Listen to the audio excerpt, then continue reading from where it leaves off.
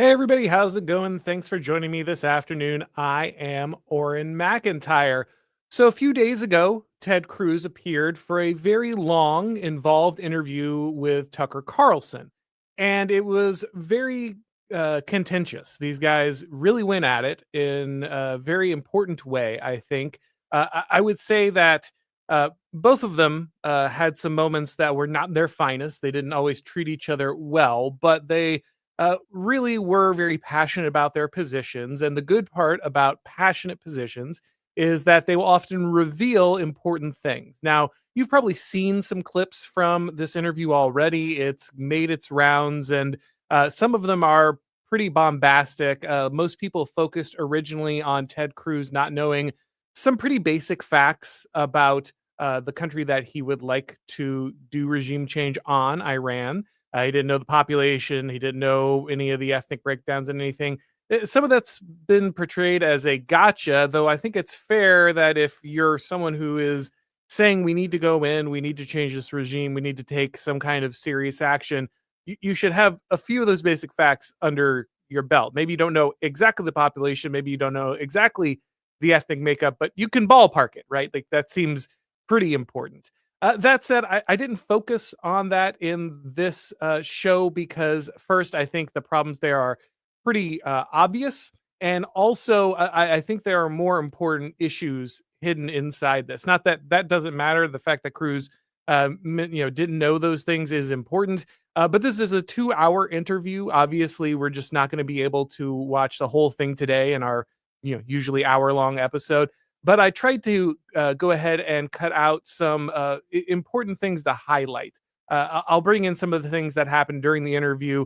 But I encourage you to watch the whole thing. It's very good and I think very important, very timely in this moment. But we won't be able to watch every clip. So we'll just have to comment on what we can get to now. And like I said, I selected some things that I think are overall more important. Though again, the whole thing is well worth watching. So that said, let's dive in here, and I'll just stop and add some commentary as we need to. But can you feel the frustration of people, including your voters, every American, at the emphasis on foreign countries and the threat we supposedly face, a lot of which is fake, obviously, over the kind of slowly unfolding tragedy of what's happening to our country? The dollars spent, the aid packages to Ukraine to pay the retirement of civil servants in a country that we have nothing to do with, the endless support for Israel, very expensive, when people are literally buying groceries on credit in the United States. Can you feel like it's nothing against Ukraine or Israel or any other country? All right, let's stop. You said... So here Tucker is just explaining a feeling that I think is growing more and more in the country.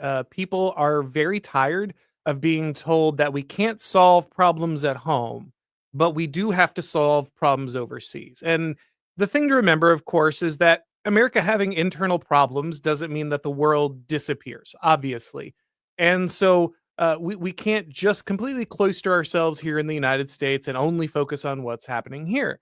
But it's hard to avoid the fact that our government regularly basically leaves massive and really important problems completely untouched in the United States while telling us that we have to go find money to do everything else. We don't have money to build a border wall. We don't have money for deportations. We don't have money for taking care of American veterans. We don't have money for a lot of things that are really critical. However, we always have money to rebuild as Tucker pointed out, the pensions of Ukrainian bureaucrats, right? We seem to have infinite money for Vladimir Zelensky, which Ted Cruz totally supported.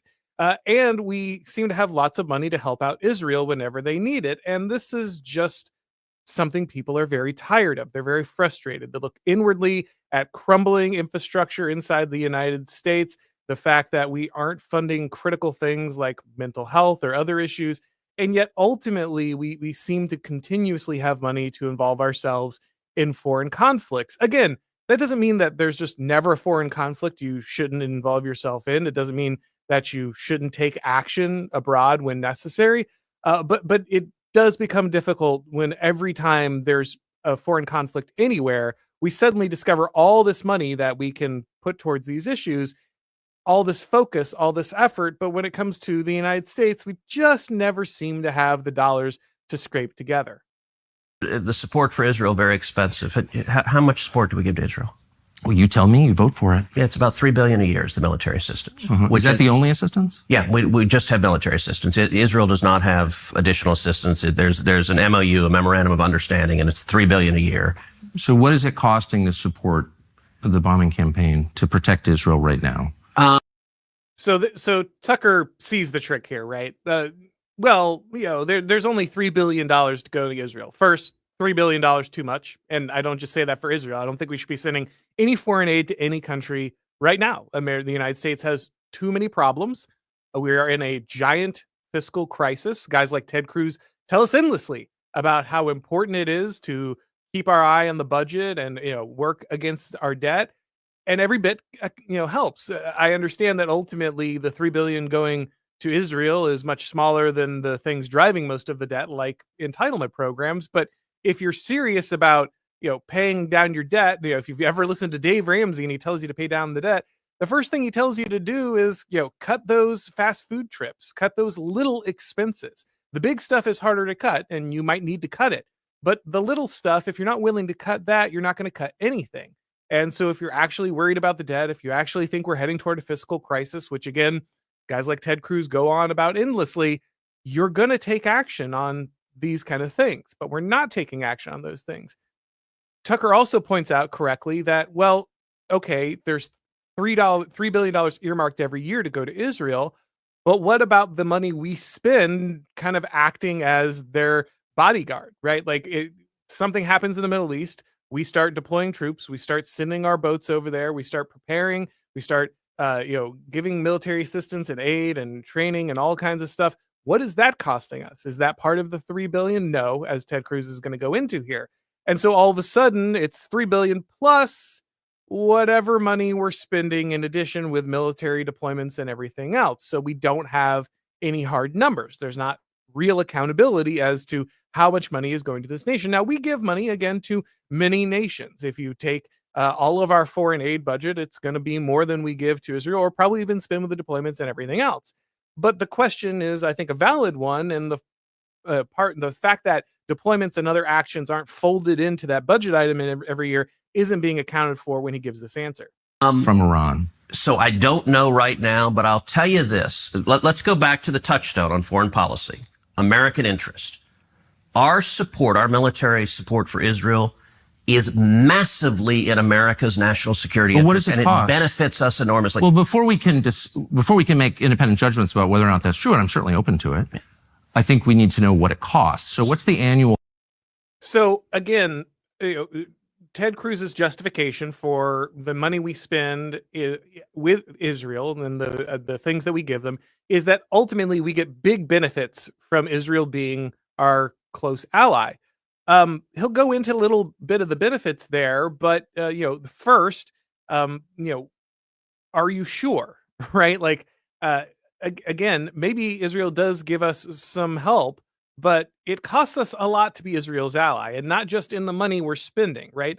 We engender a lot of anger towards us because of our defense of Israel, our participation in Israel. Now, you might say, Auron, we should do that no matter what. It doesn't matter. We shouldn't be cowed by any of these Arab countries that hate Israel. We should do what we're going to do. And fair enough, but you can't tell me that's not a cost, right? So when we're talking about the cost of what it is, when we're supporting Israel, it's not just the money directly going to Israel. It's not even just the money going directly to military deployments and these things.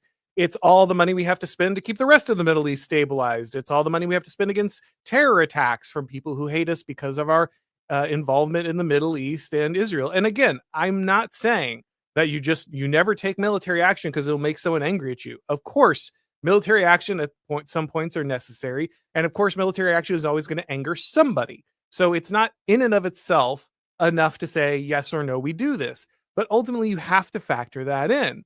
And when you balance what we're getting from Israel and what we are spending for Israel, you have to take that. If your actual goal is, as Ted Cruz stated, caring about what America gets, putting America first, making that your first priority. if that really is your first priority, then obviously you should be thinking not just about that immediate dollar sign, how much is going across to the Israeli government, or even the troop deployments, but what is this costing us with the blood of our troops, the mental health of the people who are being deployed? What is it costing us with the attitudes that we get, the diplomatic relations we get from the Middle East? What does it cost us oil price wise? What does it cost us? All of these things matter. Not any one of them is sufficient to say yes or no, but it is a holistic understanding of what our involvement with Israel ends up costing versus the benefits. Cost of defending Israel, do you know? $3 billion a year. No, that's the aid. But I mean,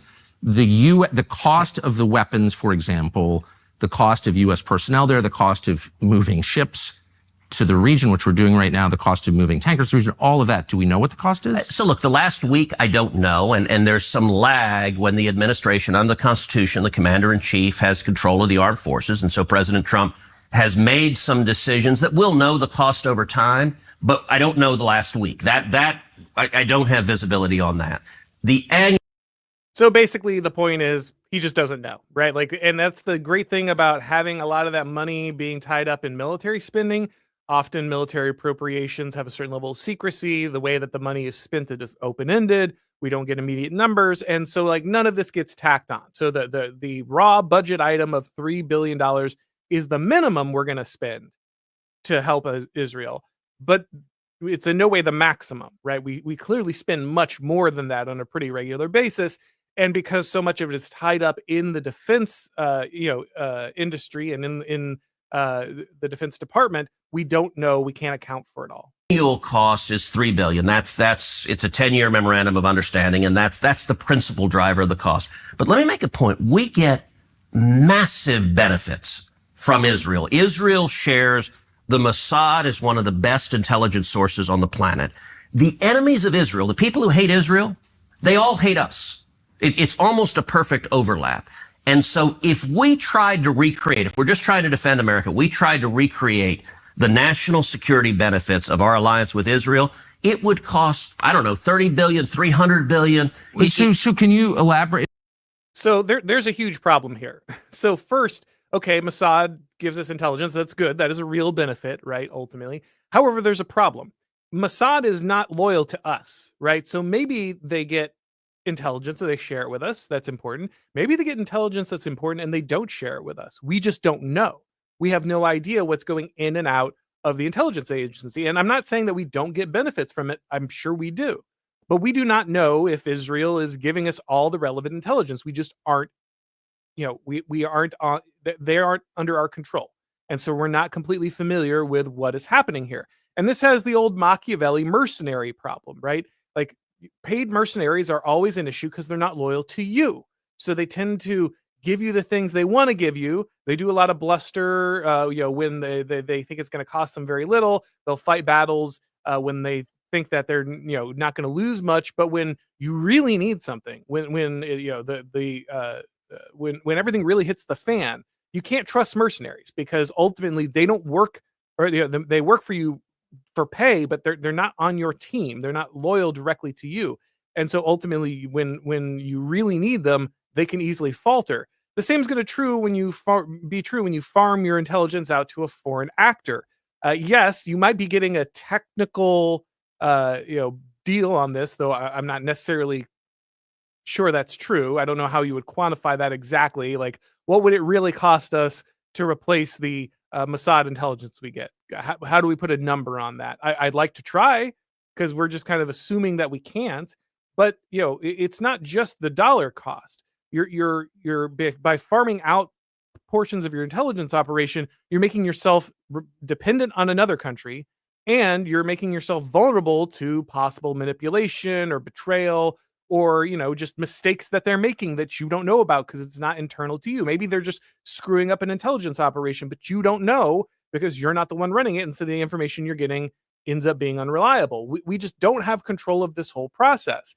And so the same way we shouldn't wait for, I don't know, England or someone to defend our country, we shouldn't make England a key part of our national defense just because we're allies. We shouldn't make Israel an indispensable part of our intelligence operation, if they even are. So, Ted says we're getting a benefit here. I believe him to some extent. I'm sure we're getting intelligence from the Mossad, and I'm sure they're very good at what they do. They are internationally renowned as operators at a certain level, but they're not ours. It's an external force that sometimes might work to our benefit, but ultimately is not and can't be, by definition, loyal first and foremost to the United States. It doesn't mean you can't receive some benefit. It doesn't mean you can't work together at some capacity. But if this is some like critical part of our intelligence operation that we just don't own, and that means we have to keep supporting Israel no matter what, well, that's a failure. That's a huge failure for our sovereignty, and we need to fix that problem. And again, I'm going into this as someone who's always liked Israel and still does. But I also think at this point, given where we are, it's fair to ask rational questions about what the benefits are. Good. So does Mossad share all of its intelligence with us? Oh, probably not, but they share a lot. Really? We don't share all of our intelligence with them, but we share a lot. It's a close alliance. Do they?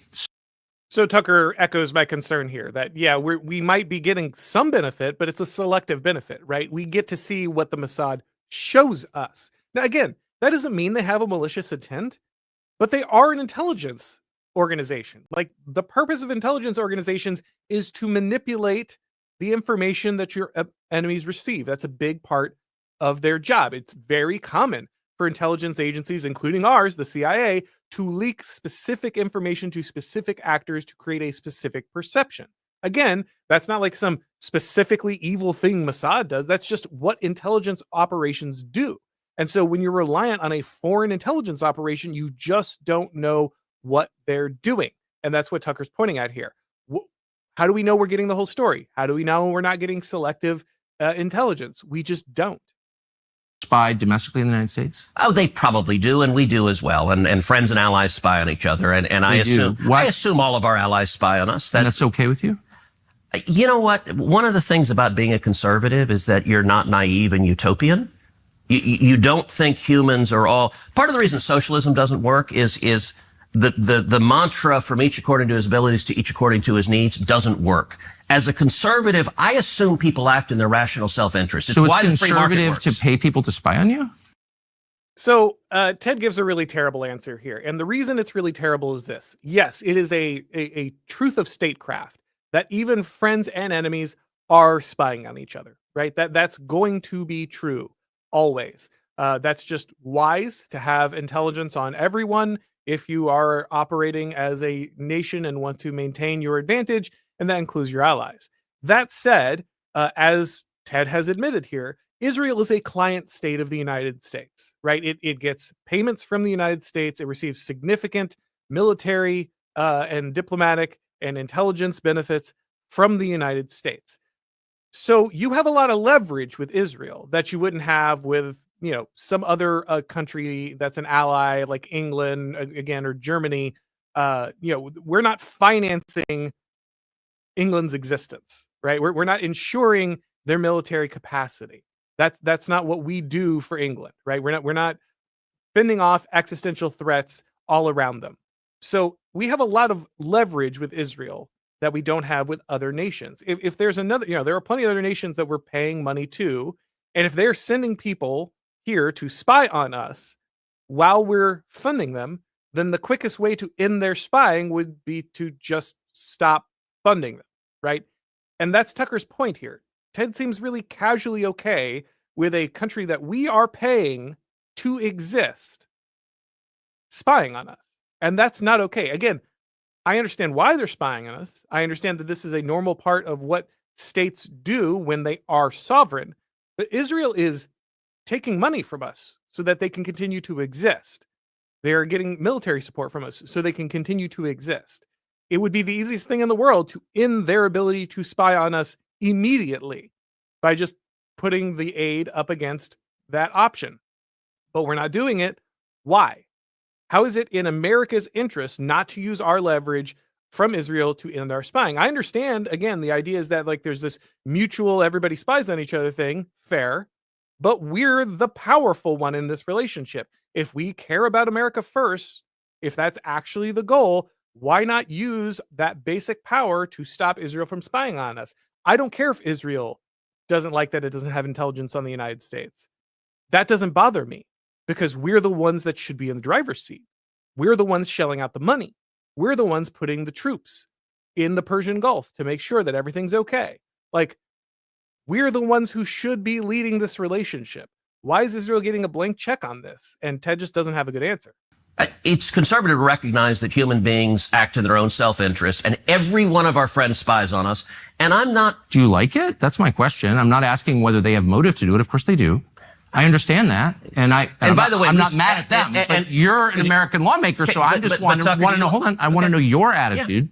Yeah. You said that your guiding principle, in fact, the only principle, the only criterion. I said guiding, the overwhelming. I wouldn't say only. Is it in America's interest? Is it in America's interest for Israel to spy on us, including on the... So that should actually be the only interest. Ted kind of walks back his own strong statement about America first. It's more like a guiding principle. It's not my only principle. Okay, what is your principle as American lawmaker other than what's good for the United States? Please be explicit. Seriously, please be explicit. If you're an American lawmaker and you are motivated by other things besides what is good for the United States, I think we have a right to know what. Please tell me. Maybe you have a legitimate answer, but I would like to hear it. And Tucker points out that, basically you're saying, like, we understand why Israel would like to spy on us for the same reason we would like to spy on everyone else, because having intelligence gives you power. But why are we okay with Israel having that power over us when we are the ones facilitating their military action? Like, that doesn't make any sense if your stated goal is what's best for America, right? What's best for America is to not have people spy on them. Now, maybe we can't stop other countries who are more self-sufficient from spying on us, but we can stop client states from spying on us, surely, right? If there's one advantage to being the hegemon, it's your leverage against the countries that are dependent on you. So if we're going to be the hegemon, can we at the very least actually act in our own interest? President. It is in America's interest to be closely allied with Israel because we get huge benefits for it. And you want to see the clearest... But I just want to stop on the spying for a second. That it takes place, as you know, and including on the President of the United States and several precedents. And I just want to know if that's okay, and why is it okay? Wouldn't an American lawmaker say to a client state, you're not allowed to spy on us? I'm sorry. I know why you want to. I'm not mad at you, but you're not allowed to. Sure. And I don't care for it. I don't want to be spied on by you. It's kind of weird not to say that, but you don't seem able to say that. Sure, I would say don't spy on us. They're going to anyway. And by the way, So again, Ted acts as if there's just nothing to be done here. Oh, sure, I'll just ask them not to spy. No, Ted, like, you're handing them money. You're putting troops in deployment right next to them to make sure bad stuff doesn't happen to them, that there are any retaliations. You hold all the cards. Again, this is not malicious. It's just you shouldn't have spies on a country who you are dependent on. Like, we have the relationship where we can leverage it. But Ted just acts like, well, all I could really do is ask him real nice. Nobody. You tell him we're cutting your funding. You tell him we're not responding to any military action by another country against you until you don't have any more spies in the United States. It's really simple. It's actually the simplest thing in the world. You're dependent on us. You don't get to have spies here anymore. The end. You should hold all the cards in theory. And yet you act like, well, what can I do? I'm just a literal senator who has the power to influence public opinion and vote on serious legislation. What could I do? I don't know, Ted. You're not me. You're not some guy with a TV show or a Twitter account. You're an elected official of the highest order. You are one of the most powerful people in the country. You could do something if you wanted to, which is Tucker's point here. You don't seem to want to. The Canadians are, like, I don't think... Well, I'm not for that at all. Okay. I think it's disgusting, but we don't actually pay their... we're not their most meaningful sponsor. We're not sort of paying for the operations of the British government. So I gotta say, and this is, it's weird. We're talking about isolationists, the obsession with Israel. Why is Israel... Oh, I don't think I'm obsessed with Israel. Okay, but I think a lot of people are, and like the question... Okay. So there's some great things here. I did, because I was trying to keep this as concise as I could. It's already too long. I didn't put the earlier clip in here, but they'll reference it here in a second. So you'll still see Ted Cruz say what he said early on, even though I didn't include it. You'll see it in a second. But he says early on, the reason I ran for Senate, like the reason I ran as a politician, one of the things I committed to was to be the strongest supporter of Israel possible. That's what he said, like unbidden to Tucker Carlson at the beginning. And again, you don't have to take my word for it. They'll reference it again in a second. I didn't just cut it out for no reason. You'll see it. But he made that announcement, and yet here he is accusing Tucker Carlson of being weirdly obsessed with Israel. Now we're literally about to go to war, or or at least the thought is we are very likely to go to war because Israel took an action. So first and foremost, let me make it clear. If you are about to go to war because a country took an action, it is not crazy to talk about that country. It is not weirdly obsessed to talk about that country. Second, when we were fighting a proxy war with Ukraine and almost ghost walking into a hot war in Ukraine, many people, myself included, talked endlessly about the Ukrainians and Vladimir Zelensky, on and on and on, for a good reason. Not because I have any animus towards the Ukrainian people, not because I hate Ukraine. I think they're in a terrible situation. The men of Ukraine are just being absolutely savaged and been treated terribly. But ultimately, I'm talking about that country because we are being driven towards war with it. We are still, to this day, with Ted Cruz's assistance, sending money to fund the war in Ukraine. Talked about that ad infinitum. Didn't hear a single person say, whoa, man, so weird for you to be obsessed with Ukraine. Nobody said that. Because it's perfectly reasonable. If you don't want to go to war on behalf of another country, to talk about that country when people are trying to get you to go to war over it. That is literally the most reasonable thing you could possibly do. And yet, for some reason, while we can talk endlessly about whether or not we should go to war in Ukraine, whether or not Ukraine is deserving of that aid, whether that aid benefits the United States, despite the fact that you can talk about that endlessly, the minute you say, but maybe, if we're going to go to war in Iran, we should look at whether or not we really need to. Is this really good for America, or is it really just benefiting Israel? The minute you say that, how weird that you're obsessed with the country that we're trying to aid in a war. No, I'm not more obsessed with that than I was with Ukraine. They're just both countries I don't think we should be going on to war on behalf of. But Ted, you'll see the exchange here in a second. Israel spies on us. Well, so does every other country. Why are you mad at Israel? I guess. No. I'm hardly the one I've never taken money from the Israel lobby. Have you? Taken money from the Israel from AIPAC? So AIPAC raises a lot of money for me, but it's actually a misnomer because the people who raise money are individuals. Right. So it's not the PAC itself, but they're individual members who believe in the American-Israeli friendship and relationship. Of foreign. So this is weird. I know what Ted's doing here, but this is I don't know why he thought he'd get away saying this to Tucker Carlson. So in case you were wondering, I worked, for some Republican politicians on their staff. So I was at a number of these fundraisers. And this is not just how AIPAC fundraisers work. This is literally how all fundraising and lobbying works. Yes, the PAC does collect money. And yes, they do distribute the money.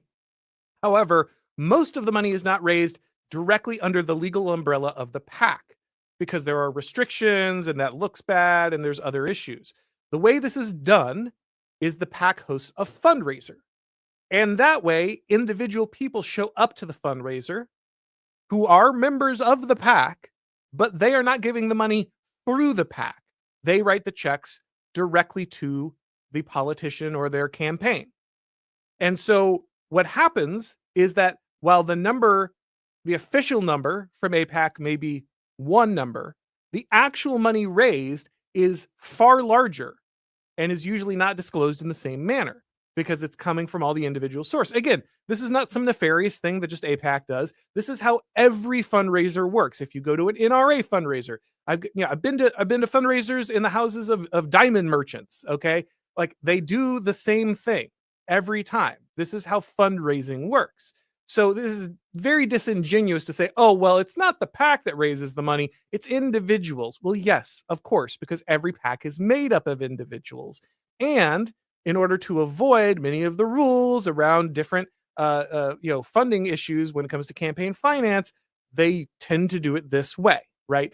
This, again, not specific to AIPAC, not particularly nefarious to AIPAC. This is just how fundraisers work. But the fact that the way Ted Cruz is explaining this is as if AIPAC is not the one driving the donations, it's just not true. And that's, I don't know why he thought he would get away with this. Like Tucker Carlson just has never been to a political fundraiser before. Lobby? No, it's an American lobby. It's the AIPAC stands for the America-Israeli Political Action Committee. What does it lobby for? So, to be honest, not a whole lot effectively. Listen,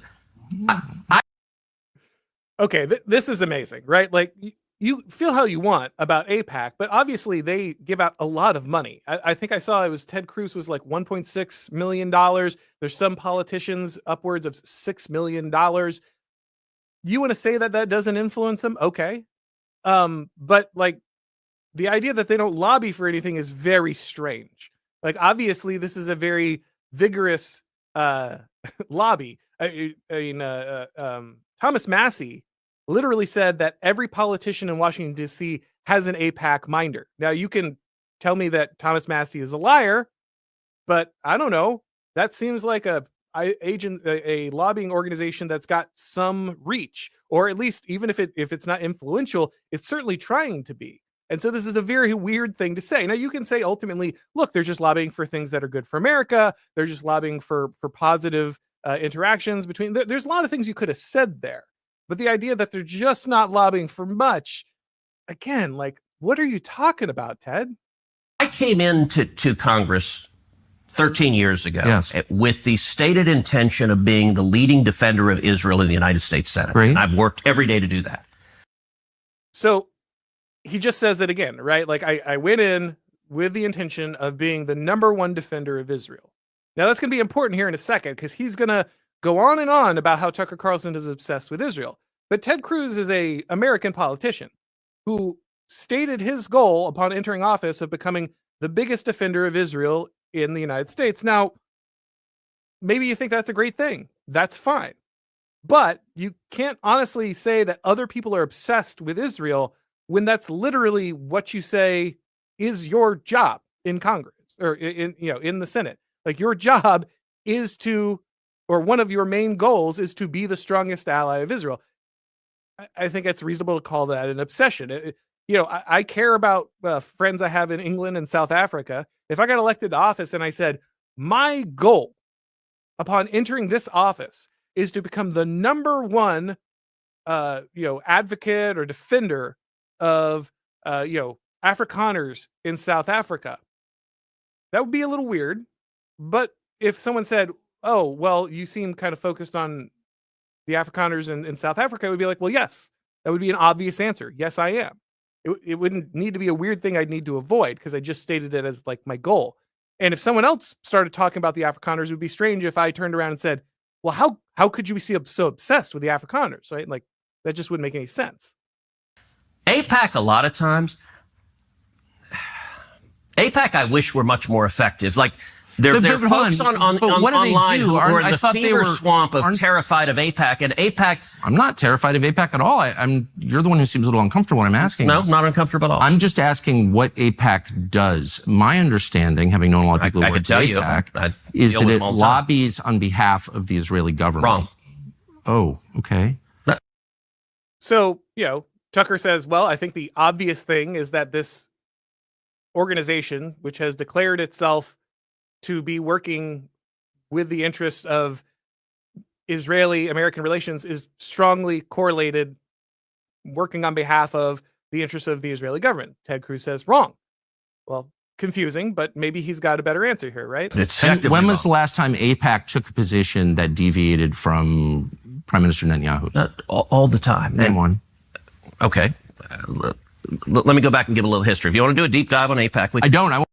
So he doesn't have one, right? Like, he doesn't immediately. Now, maybe there is, probably, but ultimately he said, can you give an example of a time where AIPAC and Netanyahu vehemently disagreed and worked in different interests? No, he's all the time. Okay, can you name one? No.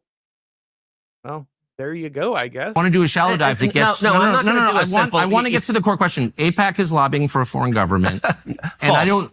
It's not. No. It's lobbying for the United States. It is lobbying for a strong U.S.-Israeli relationship. Okay, and it's not has nothing to do with the foreign government. It wants America and Israel to be closely allied. Okay, but it's lobbying on behalf of the interests of another country. So that's not true at all. And if it's not true. No. How much contact do you think AIPAC leaders have with the government of Israel? No idea. I imagine some. I think the government of Israel is often frustrated with AIPAC because AIPAC's not nearly strong enough. Do you think there's any coordination between the government of Israel and AIPAC? Do they talk? Sure. If you're lobbying for more U.S.-Mexico trade, would you talk to people in the U.S. and Mexico and the government? Sure. Like if. So I'm not mad about that. There are a million countries that lobby Washington. I like a lot of those countries, including Israel. But AIPAC are Americans. They're not Israelis. Hold on. There are tons of Americans who lobby on behalf of foreign governments. I know them. I'm related to some of them. I know how it works. I'm from here. So my question is not, is it outrageous that foreign governments lobby the United States? They all do, okay, including Israel. My only question is, why don't we admit that is what's happening? You're denying it, but it's true. Yeah, and why aren't they? You're saying is false. Why aren't they registered as a foreign lobby? Because they're not. So Tucker points out, I think, what's pretty obvious here. If your specific organization is named after a foreign country and its relationship with the United States, you're probably going to be coordinating to some degree with that country's leadership, which means you're going to be taking some of the interest of that country into the United States. That's a fairly obvious answer. And it's not something, again, that has to be malicious. As Tucker Carlson points out here, lots of countries come to the United States and lobby on behalf of their interests. Again, I have met people who do this. I am friends with people who do this. I'll just go right back to this example because it seems the most easy one, right? I am friends with guys from AfriForum in South Africa. They come to the United States. It's not just because they really like McDonald's fries. They come to the United States because they are trying to influence people in the United States to their benefit, right? And in some cases that works. I am more aware of what is going on in South Africa because of their efforts, right? Maybe that means ultimately that I might say something in their benefit. Now, I would never put the interest of South Africa above my own nation. I would never tell my nation to send them $1, honestly. I would never put boots on the ground in South Africa, even if I think what's happening there to the Afrikaners is horrible. I would not lobby for them to receive large amounts of military and monetary aid. These are not things that are in the interest of my country, even though I care about what's happening over there because I'm friendly with some of these people. Ultimately, that's not what the United States government should be doing. And I strongly believe that. But for Ted Cruz, it's like, well, no, this just doesn't happen. It's like, well, no, this obviously happens. Even with guys like me who aren't interested in having the government intervene in any of this. And Ted Cruz is. Like, he has said so. This is one of his number one goals. It's what he wanted to be known for, is becoming the strongest defender of Israel. So the idea that this doesn't influence, and this like crossover and connection with a foreign government just doesn't matter, is a problem. Also, Tucker points out, why isn't AIPAC a foreign lobby? Like, why it doesn't have to register like everyone else? And he's like, oh, well, because they're not working for a foreign government. But okay, even if they're not directly, like, this is the lobbying agency of Bibi Netanyahu, like, they obviously are working with a lot of those interests in mind. So, like, why shouldn't they again, not that there's a particularly malicious part of Israel as opposed to all the other nations that try to lobby the United States. Literally every other nation in the world is trying to lobby the United States in some way, shape, or form. So, like, that's not a weird thing that Israel does. It's just a weird thing that they're the only one with a lobby that isn't technically registered as a foreign agent, right? If there was an organization for Russian-American relations, right? And that, like, oh, well, it's just Russian descendants but they are American and they're in America and they just happen to be, talking about how we should be close to Russia and how we, like, that would be weird, right? Like, we would all recognize that as a strange thing if they weren't considered a foreign lobby. I mean, a lot of leftists would be screaming their heads out, Russia, Russia, Russia has all this influence in the US, right? They do that without them having a lobbying agency. Same thing if it was, Armenia, right? Like if these, there are a lot of Armenians in the United States. They do actually influence our politics in favor of Armenia. But if they specifically had a lobby about, and it was driving for these issues, you would expect to be labeled a foreign lobby, right? That would just be reasonable. That doesn't mean it's evil. It just means, having that clarity is important.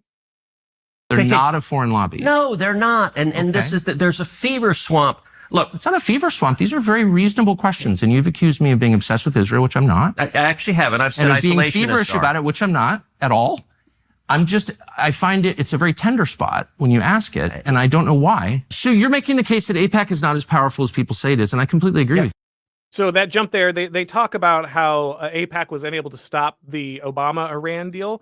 They go on about it for a long time, and Tucker concedes the point that ultimately AIPAC does not have all the power in the world and can lose things. It doesn't have total control of Washington. He's acknowledging that.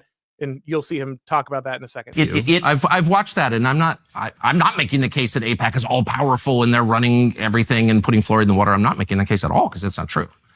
I'm only trying to get to the question of what AIPAC is, and I don't think you're being straightforward about it. AIPAC is lobbying on behalf of the interests of a foreign country, and they're not registered. And you're saying, no, that's not true. You're saying that they don't coordinate with the Israeli government. Of course, I coordinate. They talk with them. I don't know what they do. I can tell you.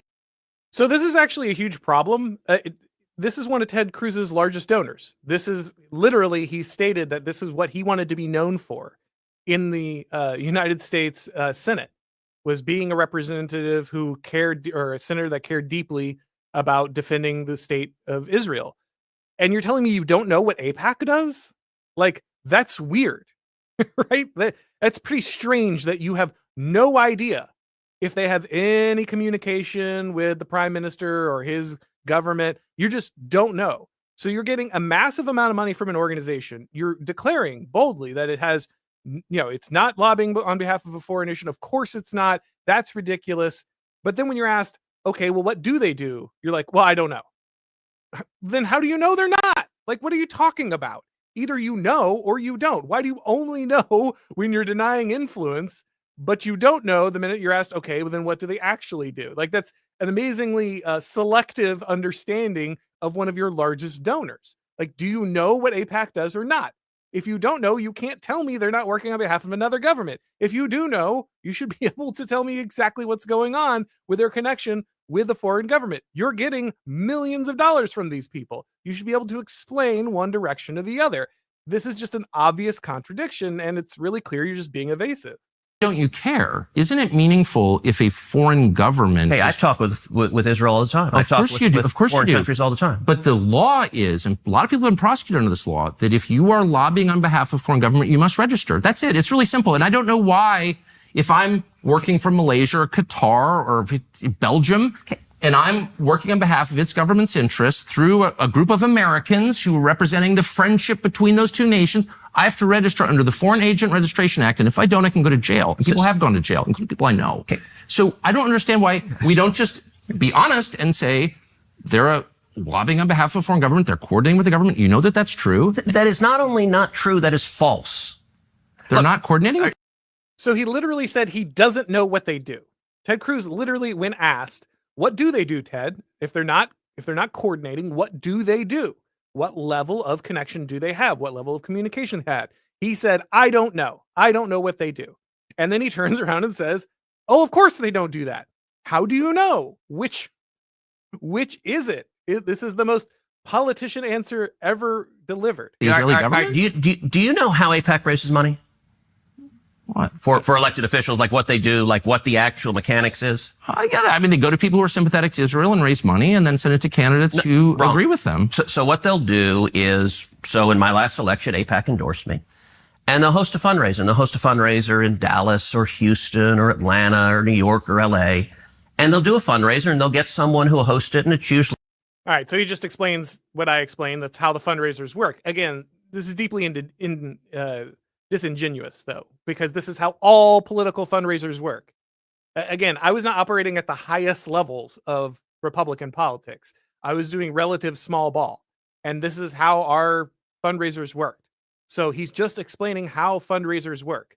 This is not refute anything. You're just explaining the basic mechanics of political fundraisers. A business representative of the Israeli government there. You have, when you're in Dallas, This you're is meeting such a with false and silly conversation. I know all this. The question is are AIPAC's goals shaped by the goals of the Israeli government to any extent? Okay, That's that's a really different simple from question. lobbying on behalf of. It's a simple question. Are AIPAC's So it's not different. It's the same.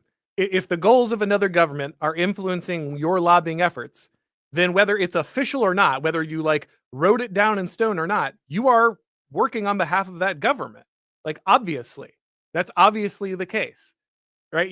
Just because you don't get a direct call every week from the president of whatever country you're lobbying for, be it Israel or Mexico or China or, wherever, doesn't mean you're not working with their interests in mind. Again, it's just insane. It's an insane level of invasion. goals shaped by the goals of the Israeli government? And I'm just going to ask you that question straightforwardly. And if you say no, I think we both know that's not true. Hey, are they shaped by? Are they coordinating with the Israeli government? Are they talking to with them? represent Yes. the Is Israeli Israel government? directing them? You want to talk about FARA? The law on lobbying on behalf of someone. Yeah. It is, I hire you and you lobby on behalf of me. I direct you. Does Israel direct AIPAC? No, they're not lobbying on behalf of them. Or do they care about them? Yes, but... Or do you think that it's just interesting because what you're now describing in a very defensive way, I will say, is foreign influence over our politics. No. And you began, and it's so transparently obvious to everybody. I don't know why you would be embarrassed of it. You've said that you are sincerely for Israel. I believe you. I don't think you have some weird agenda. You seem to be sincere. By the way, Tucker, it's a very weird thing. The obsession with Israel, when we're talking about foreign countries. It's hardly an obsession. You're not talking about Chinese. You're not talking about Japanese. You're not talking about the Brits. You're not talking about the French. The question, what about the Jews? What about the Jews? Oh, I'm an anti-Semite now. Senator, you're asking the questions, Tucker. You're asking, why are the Jews controlling our foreign policy? So there we go, right? It didn't take Ted long. He got there. So if you're talking about anything when it has to do with Israel, you're an anti-Semite by default. Now, he says, oh, Tucker, you're not talking about China. You're not. He has. Tucker has talked endlessly about the influence that China has. Tucker has rung the bell on very many occasions about the terrifying amount of, farmland that China owns in the United States. By the way, Ted Cruz is doing nothing about that. Absolutely nothing. The Republican Party goes on and on endlessly about the dangers, the existential threat of China, about the fact that China is going to be our biggest geopolitical competitor and we have to be ready for them. They go on about this constantly. And yet they do nothing. They do nothing. Chinese students come into the United States. They steal our technology. They get educated here. They work their way into jobs where they can gather intelligence. The United States government doesn't care. The Chinese buy up our real estate. They buy up our farmland. The United States government doesn't care. So yes, Tucker has talked endlessly about the influence that other countries have in the United States. This is just a lie from Ted Cruz. This is a bald-faced lie. He is lying to this guy's face, and he's lying for the singular purpose of getting to call him an anti-Semite. He says, you're asking about foreign influence. You must be a Jew hater.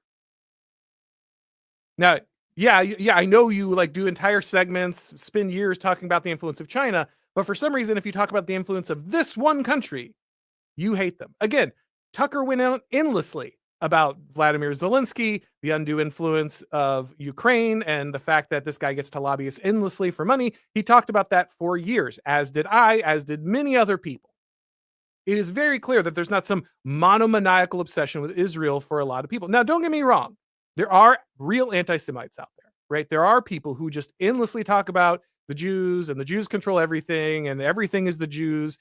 There are people out there. And for them, okay, you could apply this label.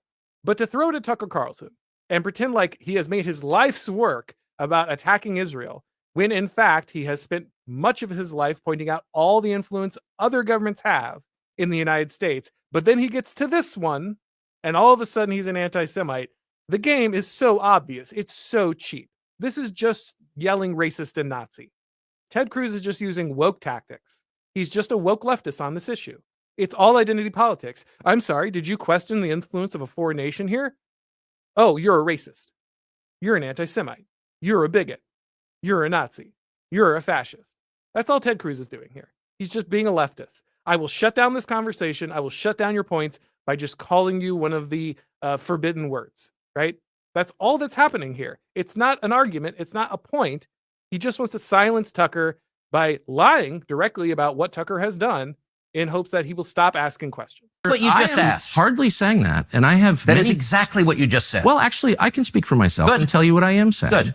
On behalf not simply of myself, but on of my many Jewish friends who would have the same questions, which is to what extent, and it's interesting you're trying to derail my questions by calling me an anti-Semite, which you are. I did not. Of course you are. And rather than be honorable enough. I mean, obviously, like Ted Cruz is clearly implying this. And I don't know what you're talking about. Like, of course, you know exactly what you're doing. To say it right to my face, you are in a sleazy feline way implying it, or just asking questions about the Jews. I'm not asking questions about the Jews. There's nothing to do with Jews or Judaism. It has to do with the foreign government. Isn't Israel controlling our foreign policy? That's not about the Jews. You said, I'm asking you. And by the way, you're the one that just called me, I think, a sleazy feline. So let's be clear. It's sleazy to imply that I'm an anti-Semite, which you just did. No, I just said, why is that the only question you're asking? That's not the only question he's asking. Again, this is so dishonest. Tucker Carlson has gone on ad nauseum about his concern about the influence that other foreign governments have in the United States, China, Mexico. Like, we literally just had a Mexican politician talking about how the people in LA should continue to riot until we don't get remittances in the big, beautiful bill. Like, we don't want a tax on remittances because it's so much money going to Mexico. We should have our people continue to apply pressure and stop that from happening. We're going to use Greater Mexico and the Mexican diaspora to put direct pressure on the United States and its politicians to try to influence them. That literally just happened. That the president of Mexico just did that. And guess what? I wrote articles about that. I decried it. I'm sure Tucker Carlson did too. So yeah, we don't like foreign influence. We don't like it from Mexico. We don't like it from Ukraine. We don't like it from China. And if it is happening from Israel, then you don't like it there either. Guess who else warned about this? George Washington. Like, this is not some radical position.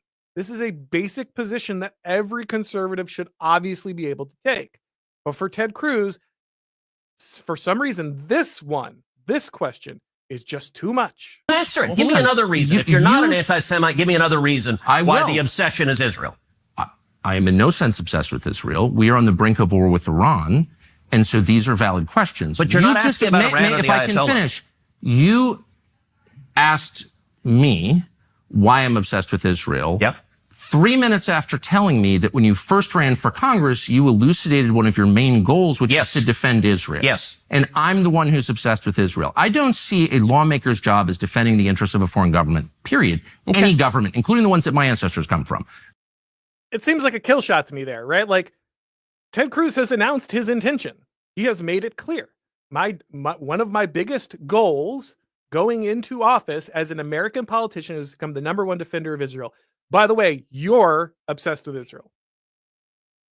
Like, what do you even say to that? Like, Ted Cruz obviously embarrassed himself here.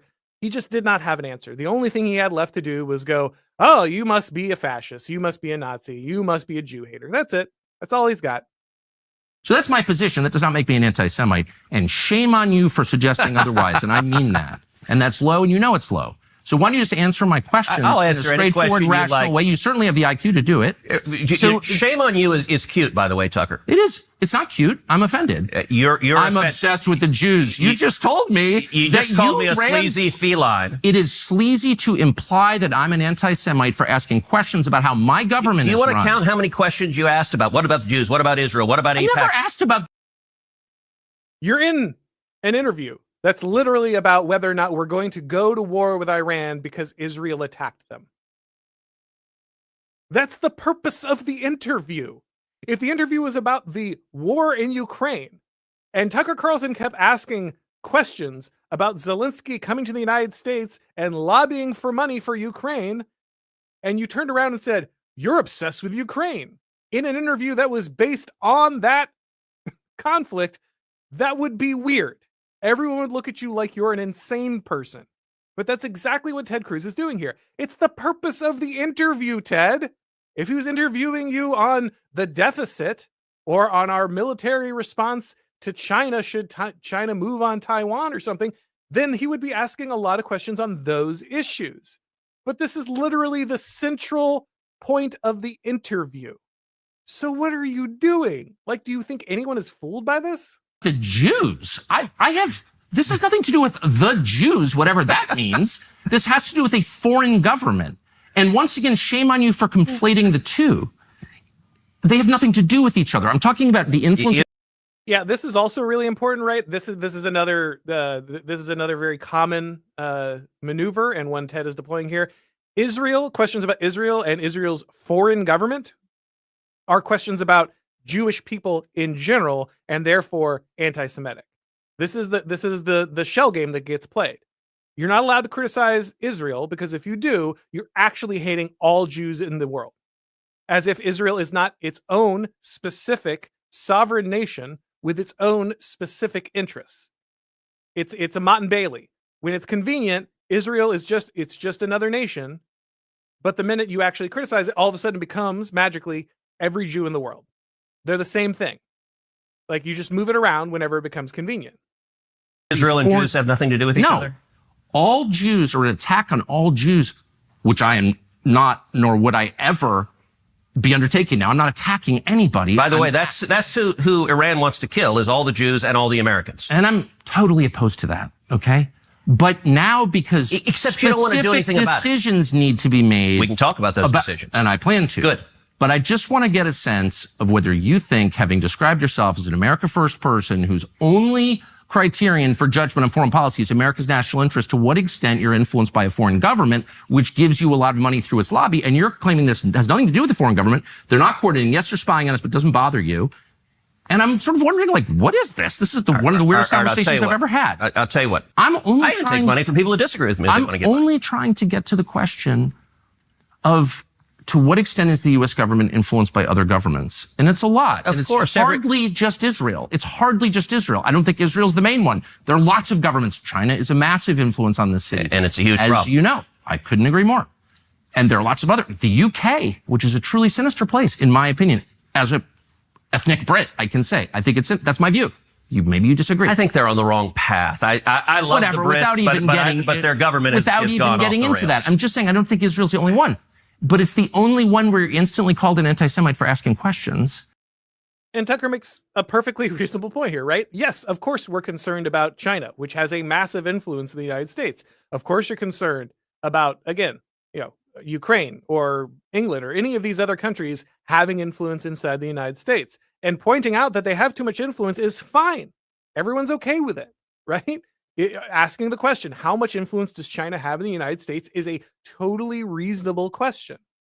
But for some reason, if you ask it about this nation, all of a sudden you hate everyone. Do you hate every Chinese person if you ask if China has too much influence in the United States?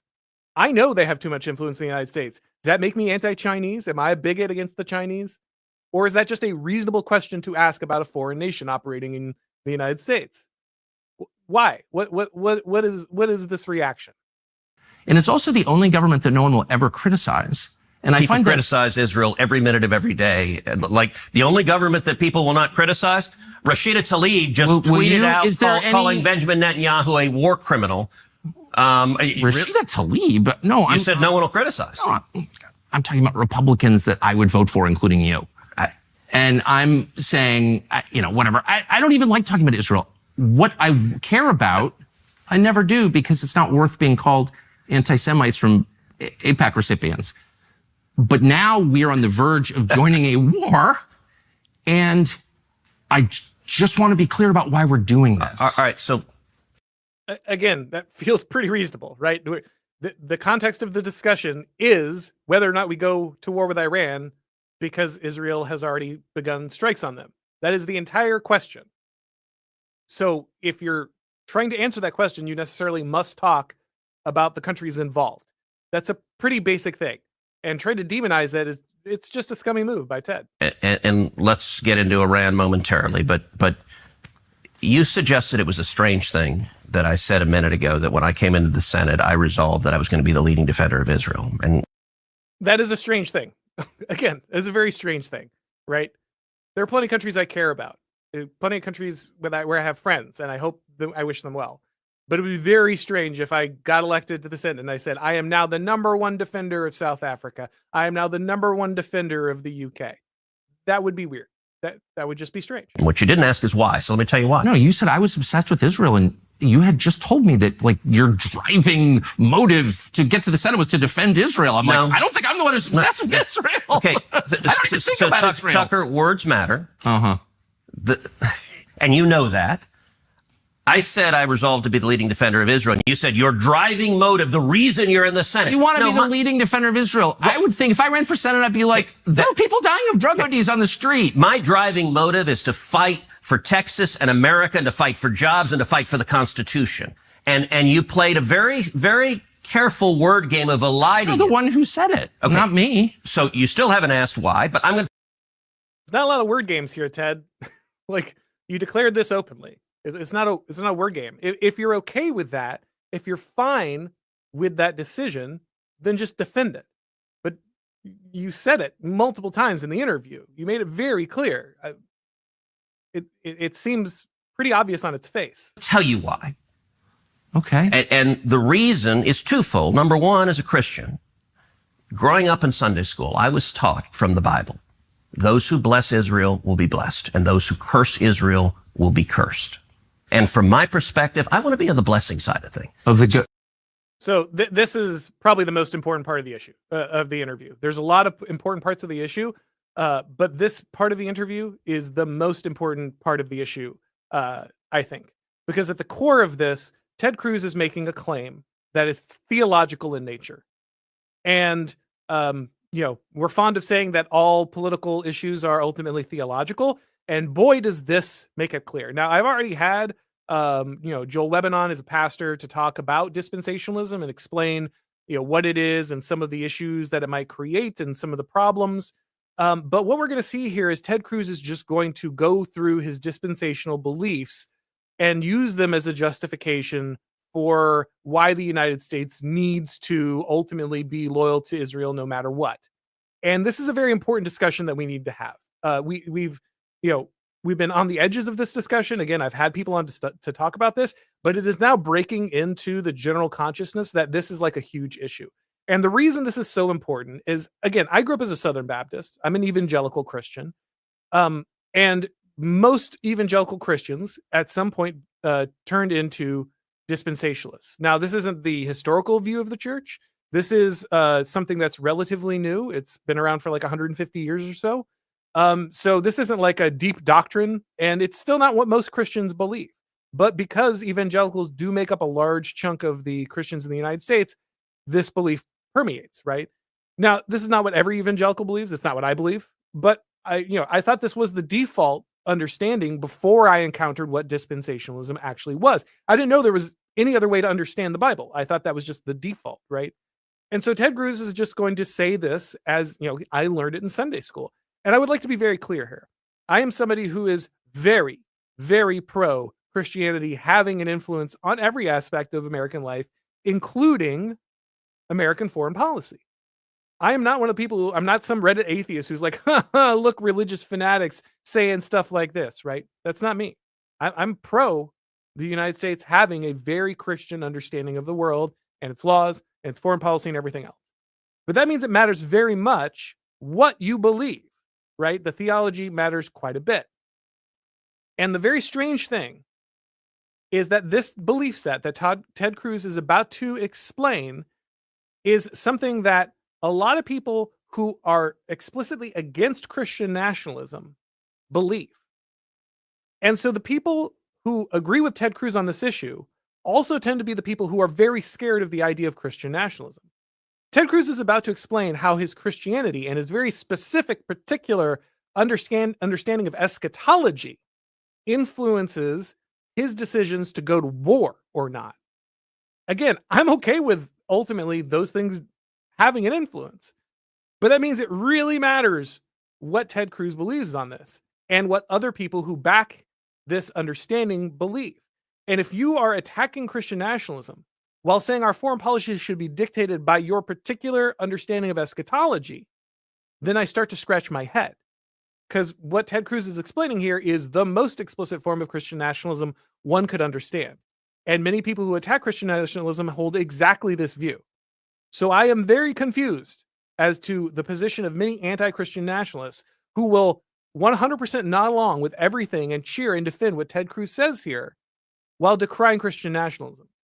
Is Christianity deciding what we do with the United States or not? I need a consistent answer to that question. Those who bless the government of Israel? Those who bless Israel is what it says. It doesn't say the government of, it says the nation of Israel. So that's in the Bible. As a Christian, I believe that. Where is that? I can find it to you. I don't have the scripture off the tip of my. You pull out the phone and use the Google. It's in Genesis. But so you're quoting a Bible phrase. You don't have context for it and you don't know where in the Bible it is, but that's like your theology? I'm confused. What does that even mean? Tucker. Again, I want to make it clear. I'm not a theologian. If you put me up, on some kind of trivia test, I'm going to fail. When it comes to theology, it's just not my bag. My autism is entirely on political science. I don't have all of theology ironed out. But if you're citing a theological principle as to why the United States must be loyal to Israel no matter what, you should probably know more about it, right? You don't have to be able to quote every part of the verse. I don't even need you to have the exact address, but you should have a little more general understanding than at some point I learned this in Sunday school. And this is not knocking learning things in Sunday school, but this is something unfortunately happens a lot with Christians, right? They learn the low resolution understanding of the Bible that they get when they're a child, and then they just never spend time upgrading that knowledge. Again, I'm not a theological expert, but I am far more knowledgeable about it than I was when I was a kid in Sunday school. But Ted is saying, well, that's my understanding of the issue, and that's what's informing my foreign policy. You got to go a little deeper. Like, if you're going to use this as a grounding for going to war, you really got to have this nailed down. It's pretty important. I'm a Christian. I want to know what you're talking about. Okay. Where does my support for Israel come from? Number one, because biblically we're commanded to support Israel. But number two. So again, his number one, and to be fair, as someone, again, who's a Christian first and then an American, that is my orientation too. These are my orders of loves as well.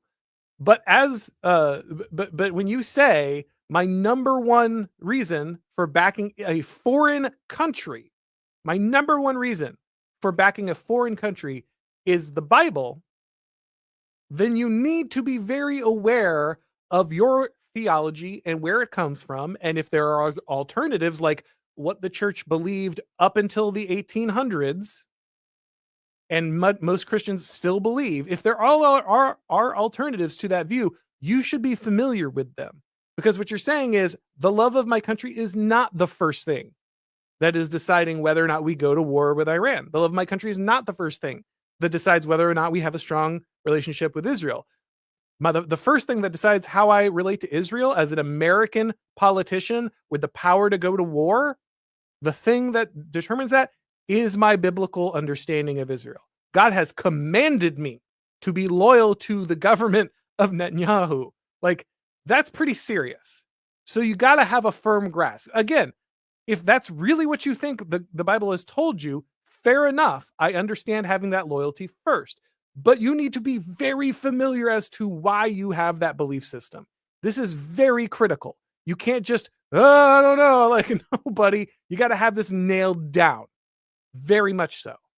Hold on. I'm not holding on. Hold on. You're a senator, and now you're throwing out theology, and I am a Christian, and I am allowed to weigh in on this. We are commanded as Christians to support the government of Israel? We are commanded to support Israel. And what does that mean, Israel? We're told those who bless Israel will be blessed. But hold on, define Israel. This is important. Are you kidding? This is a majority Christian country. Define Israel? Do you not know what Israel is? That would be the country you've asked like 49 questions about. So that's what Genesis, that's what God is talking about. The nation of Israel, yes. And so is that the current borders, the current leadership? He's talking about the political entity called Israel? He's talking about the nation of Israel, yeah. So Ted Cruz's understanding of the biblical injunction is literally the government of Netanyahu, the political entity of Israel. It's not like even a looser understanding of like, oh, well, you know, Jewish people, you need to protect them or something like that. It's specifically the government and the nation of a foreign, or it's a foreign government. It's a foreign nation. That's what he understands it to be. It's not like, oh, well, protect the Jews in your country or even globally. It's no, the political entity of Israel, that foreign government, God has commanded you to be loyal to them and to protect them. That's kind of huge, right? Like, it's also the wrong way to understand. I've already done an episode on dispensationalism, so I'm not going to break it down here. But ultimately, the view of the church up until the 1850s or so, and certainly it's still the view of Catholics and Orthodox and even evangelicals like myself, is that the covenant was fulfilled with the coming of Christ. There is no Jew or Gentile. We are all one. Christ is the seed of Abraham referenced in the Bible. That's what it says in the Bible, in the New Testament. So if you understand it that way, your loyalty is to the church. Those are the new Israel. That is what the Jews that chose to become Christians merged with the Gentiles, and they became one church. That's why there is no Jew or Gentile. That's why Judaizers were rebuked in the epistles, because the whole point was not that Jews maintained some separate identity, but that they became part of the church. And the church was the fulfillment of the promise. It was Israel. So no, the Bible is not telling you that you have to be loyal even to Jewish people, because actually the Jews that were Christians became part of the church. And that is the new Israel.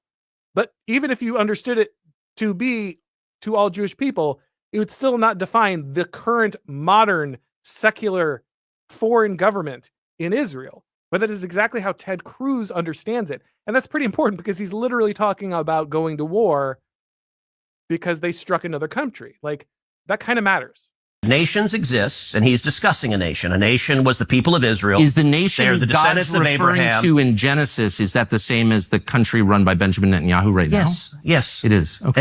Again, he just says, yes, of course, obviously, that is the nation that the Bible has told me to be loyal to. And that is the nation I'm loyal to. First, he said first, because I'm a Christian. My loyalty goes there first, because I am a Christian and God has commanded me to do that. Like, that's a problem, guys. That's a huge problem. You can love the nation of Israel. You can support the nation of Israel. You can do that entirely on its own. But if your actual belief is God has commanded me, and my first loyalty is, of course, to God, as it should be. Again, you should be a Christian first. But my loyalty being first to God, that means I must first care about Israel because God commanded me to. I must first love and protect Israel because God commanded me to. And in my understanding, that is literally the secular state of Israel as it exists now. That's a problem. That is a huge problem. And by the way, it's not run by Benjamin Netanyahu as a dictator. It's a democratic country that elected. He's the prime minister, right? What? But just like America is the country run by Donald Trump. No, actually, the American people elected Donald Trump. The same principle. This is silly. I'm talking about the political entity of modern Israel. Yes, and that is you believe Israel. That's what God was talking about in Genesis. I do, but that country's existed since when?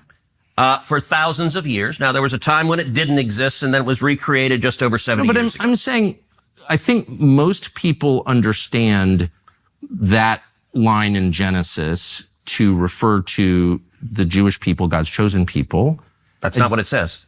Okay, Israel, but you don't even know where in the Bible it is. So I don't know if we can... I don't remember the scriptural citation. But... Okay. So, again, I am a Protestant. So please understand that when I make this critique, I understand all the issues with Catholic Church and other problems. But I will say that a clumsy reading of the Bible here without any context really yields quite a problem. And it's very obvious from Ted Cruz. Tucker Carlson is pointing out that there is a larger context, both theologically and just inside the Bible itself, of those statements, right? Like, even in that passage, they're not referring to the literal borders of any given country. That's not what people understood nations to even mean at the time. Nations mean a specific people. It does not mean a geopolitical entity. But Ted can't grasp that. He's like, no, the literal Bible says Israel. And so therefore it means the Israel of today that was created in the 1940s. Like, needs some guidance on this, needs some help understanding that passage, because his current understanding is very dangerous and he is basing foreign policy on it. It's like Genesis 16 or something like that. But yes, it's in the earlier part of the book. But the point is, all right, Tucker, you keep interrupting me before I finish my sentence. It's important to know what you're talking about. I don't know what so you're saying as a Christian, if I believe in Jesus, I have to support the modern state of Israel? No, I'm not saying that. I'm explaining for. That is actually what he said, to be clear, like very directly. Ted Cruz said the first reason I think that we should be friends to Israel, be loyal to Israel, is the Bible says so. And I'm a Christian, and that's what the Bible says. He gave that as his first reason. He said there's another reason I think that ultimately, that relationship is advantageous. But his first reason was very specifically that as a Christian, he's commanded to do that. And then he just told Tucker Carlson, no, I'm not saying that, except that's literally verbatim what he said. We all heard him say it, and he defended it regularly. So I don't understand what he's doing here. For me, what my motivation is. But okay, so I'm just trying to understand. You said God tells you to support the modern state of Israel in the Bible, in some place in the Bible that you heard about, but you don't know where it is. That's your theology? You're going back, am I a sleazy feline again? I mean, if you accuse me of anti-Semitism again, I will say that, but I don't think you will. Try to be a little less condescending. I'm trying to have a conversation. Condescending. You're throwing this stuff out, and it's my job to figure out what you're talking about. Okay, but I don't understand. But you're not letting me. Okay. I'm sorry. I want to be polite. But can you?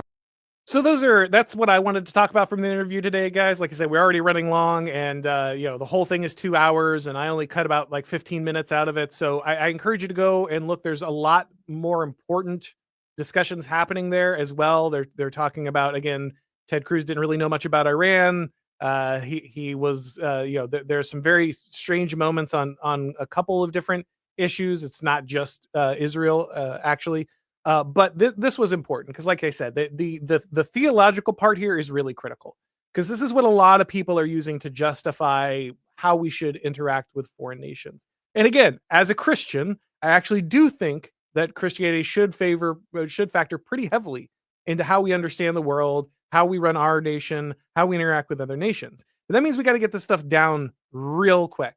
And that means it's very strange when people who talk like this then attack like Christian nationalists. Either we believe the Bible is guiding us and should guide our actions, or we don't. And very clearly, Ted Cruz and many others who agree with intervening on behalf of Israel believe that because the Bible told them so. So either you're for this and you should be for it, not just in foreign policy, but how we run our country domestically as well, or you don't believe this. And then you can, I guess, put your attacks towards Christian nationalism. But you can't do both. You can't tell me you oppose Christian nationalism and then also you're going to go to war because the Bible told you have to support the current modern incarnation of a political entity. Like you have to make a decision on that. And again, I spoke at this with multiple people. I talked with Jen Ellis about this on her show recently. And this is just a discussion we need to have. Now, again, I want to make it clear. We can have a good faith debate about this. I don't think we should be attacking other Christians about this. I don't think that we should be besmirching their character here, though I think Ted Cruz, did just straight up lie multiple times in this interview, and it's on the tape. You can't really avoid the fact that he did that. But ultimately, I don't think we should be treating most Christians as if they have bad faith because they have a different theological understanding in this arena. But we do need to have this discussion. We absolutely have to have a discussion because it's literally being put forward as a reason for war. And if that's your actual motivation, not like, oh, it's in America's national security interests and, oh, we get intelligence. But if your literal motivation through all that smoke and mirrors at the end of the day is that the Bible is telling you have to be loyal to Israel, then we need to figure out whether that's true or not. That's a really important question that has to be answered and has to be answered immediately. Because if that is true, well, then I guess our understanding of national sovereignty changes radically. And if it's not true, then we really need to stop relying on that argument as some justification for our foreign policy. It could be ultimately that being involved with Israel is best for the United States, but that has to be separate from whether or not God told us to, because God tells us to do a lot of things that are not necessarily in our self-interest. That's actually what makes religion a thing, that you sacrifice on its behalf, right? Like religion is one of the few forces in the world that can make the human not act in their own self-interest, as Ted was talking about in this interview. And so if we are doing things that are not in our self-interest because the Bible tells us to, well, that's good. That's what religious tells us to do. But then we better get those things down. We better understand those things correctly. And if the commandment from the Bible is that the United States exists primarily to like be loyal to Israel, protect Israel because the Bible said so, that's a thing we should know, right? We should be very clear about whether that's the case or not. That shouldn't be a question that's hanging out there. We should have that theology nailed down. It's very, very important. It's literally driving us towards war. All right, guys, let's check out the questions of the day here. And I do ask you to keep them respectful. Remember, we are trying to resolve these issues in a manner that helps people gain understanding. We don't need to be hateful and we don't need to be attacking anyone. So let's see here. Oh, let me take this down. So Jonathan Dinan says, Aaron MacIntyre's on the case. Yes, thank you very much. Let's see. Count Artha says Galatians 3:25-29. Sorry, I don't have that address right in front of me, but appreciate it. Applied Virtue says, how can we trust the American government to manage the Middle East when it can't even manage its own budget properly? Another good question, right? Like if we can't handle things here at home, how can we trust the government to decide who should be in charge in the Middle East, right? Like ultimately that might be something that we need to get involved in, but perhaps we should make sure that we got everything squared away here first. Prove our competency, as Jordan Peterson says, take care of your room, clean up your room before you criticize the world. Matt Grenier says, our politicians are so owned by Israel that Ted can't even say it's bad for Israel to spy on him. And again, Tucker Carlson made the point in here, and I think it's important to acknowledge, and that's a big reason I left it in, that AIPAC does not run all of Washington, that its influence is waning, right? Like Tucker Carlson says that directly, and Tucker's put quite a bit on the line by making his assertions here ultimately. So I think it's fair to point out when he says, AIPAC doesn't own every politician. It doesn't have all the influence. It's not coordinating our whole government or anything. But it does seem to have an influence on Ted, right? That much seems clear. I don't know about every politician. I don't know about running, all the things behind the scenes, the big conspiracy. I'm doubtful of that. Tucker says explicitly that he disagrees with that. But for Ted, it is an issue. Matt says again, is there any parallel in world history where the tail wags the dog this hard? We pay Israel billions of dollars annually, effectively prop up their military, and sometimes act as their military. Yet they have all the sway. Well, again, I don't know if that's true, but it certainly begs the question, right? Like, why is Israel allowed to spy on us if we're giving them this money? Why is Israel allowed to spy on us if we're the ones making sure that they continue to exist? Seems like the most basic thing in the world to use our leverage there. If we don't have the leverage, we should say so, and we should know why. If we do have the leverage, we should deploy it. I feel like that's a pretty simple thing to make a decision on. Applied Virtue says, Paul writes in Romans 9:6 that not all who are descended from Israel are Israel. And in Galatians 3:7, that understand then that those who have faith are children of Abraham. Yes, I appreciate that clarification. And yes, there are many passages that are pretty clear, ultimately, that Israel in the New Testament is the church. I think this is pretty strong. Again, I'm not a theologian, but I feel like there's lots of strong evidence. I've looked at it. I'm convinced by it. There are many passages making it clear that, that the fulfillment of the covenant came with Christ and his resurrection. And that, the Jews who became Christians merged with the Gentiles who became Christians. There's neither Jew nor Gentile anymore. We are one in Christ. We are one church.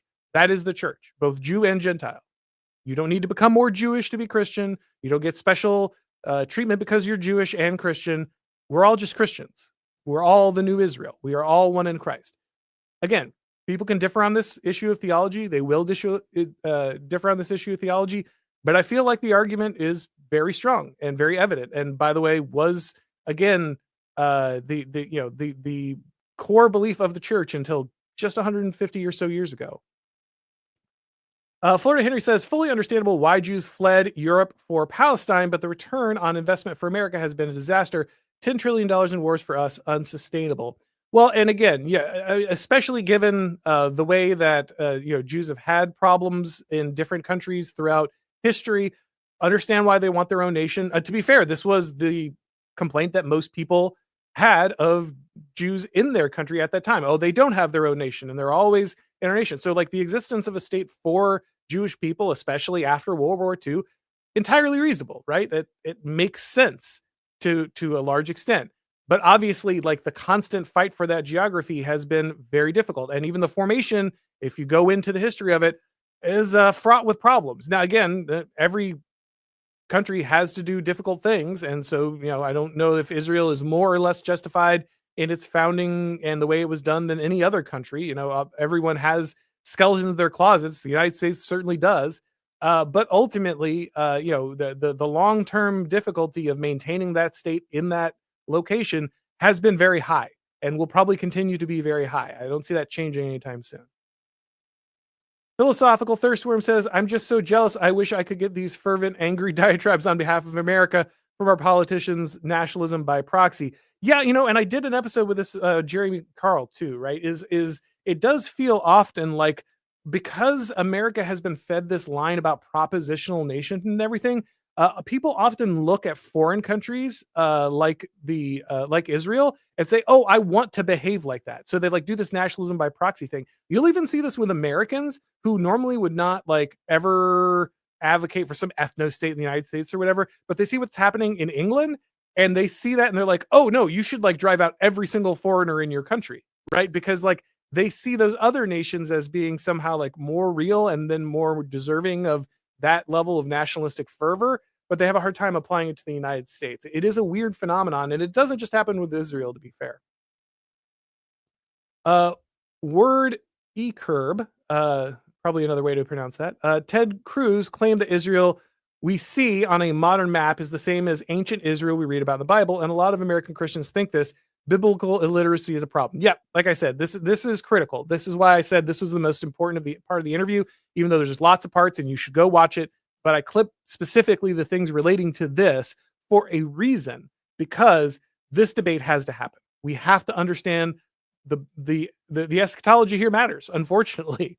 If we're going to base our decisions on foreign policy on whether or not the current Israel is the Israel of the Bible and the Israel of the end times and everything, we need to know. We need to understand this. If we don't understand it, then we don't understand the motivation of our leaders, which is, Ted Cruz stated outright. This is what he believes, and this is why he's doing what he's doing. Also says, reading the Bible with an understanding of its historical context is a necessity. It's not about what Scripture says, but what it means that matters. Yeah, right. To understand any document, you have to have historical context, right? That's critical. It's not that there isn't an absolute truth in these things, but the absolute truth is grounded in a wider understanding of how and why it was written and what those things mean. And so you have to have a grasp on this. And again, because we're basing our foreign policy on that, it only becomes more critical. All right, guys, we're going to go ahead and wrap this one up. Thank you very much for coming by. If it's your first time, please make sure that you subscribe to the channel, click the bell and notifications so you know when we go live. If you'd like to get these broadcasts as podcasts, you need to subscribe to the Auron MacIntyre Show on your favorite podcast platform. Thank you, everybody, for watching. And as always, I will talk to you next time.